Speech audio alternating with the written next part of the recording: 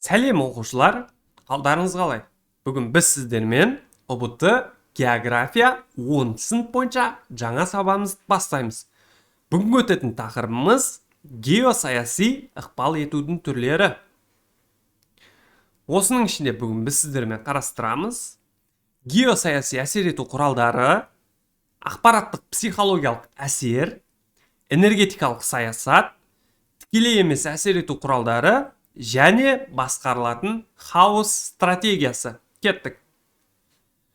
Бірінші, осы 20-шы ғасырдың екінші жартысы және 21-ші ғасырдың басында ядролық қарудың пайда болуы, әдеттегі қару түрлерінің алапат күшінің күрт өсуі, экономиканың дамуы, жаңа технологиялардың дамуы, халықтардың санының артуы, кейбір мемлекеттердің байуы, тағы да басқалар, осылардың барлығы әлемдік геосаясаттың өзгеруіне әкелді.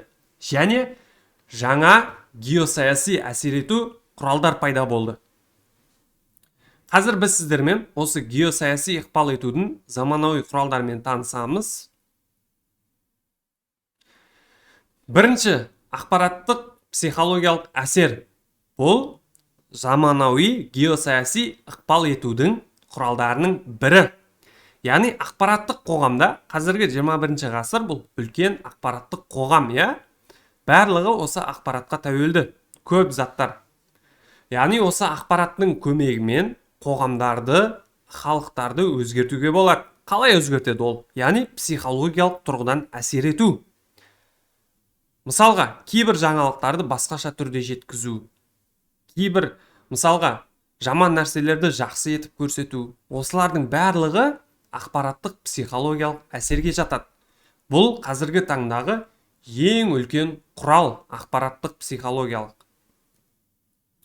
Мысалға, кез келген адамды ақпараттың көмегімен адам деңгейінен тауықтың деңгейіне дейін түсіруге болады.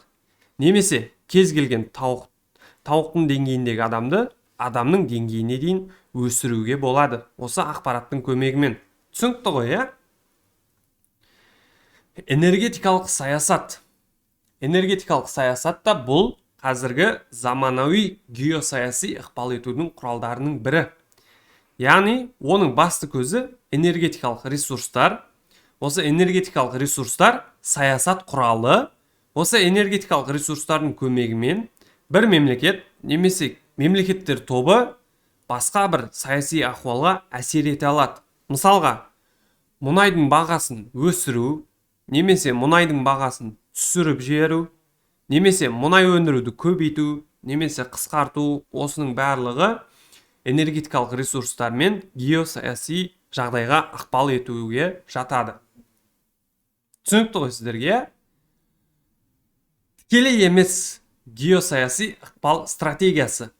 Бұл, яғни, кейбір агрессор мемлекеттің, бай мемлекеттің, әлемдік державаның басқа бір держава емес мемлекеттерге әсер етуі, яғни өзінің ықпалын жүргізуі, өзінің дегенін жасатуы. Яғни ол іс жүзінде, халықаралық қатынастарда, құжаттар жүзінде олай емес, бірақ ресми емес түрде агрессор мемлекет сол мемлекетке өзінің әсерін тигізеді. Басқарылатын хаос стратегиясы. Бұл жалпы басқарылатын хаос стратегиясы егемен және өзіндік үдемелі мақсатты мемлекет мүмкіндіктерін үнемі дәйекті түрде ұзақ мерзімге айыруға бағытталған. Нәтижесінде елде немесе аймақта абсолютті қолдан жасалған тәртіпсіздік пайда болады. Осы тәртіпсіздіктің көмегімен, яғни осы хаостың көмегімен өте үлкен саяси аймақтарға әсер етуге болады. Және де саяси жағдайды өзгертуге болады. Түсінікті ғой сіздерге,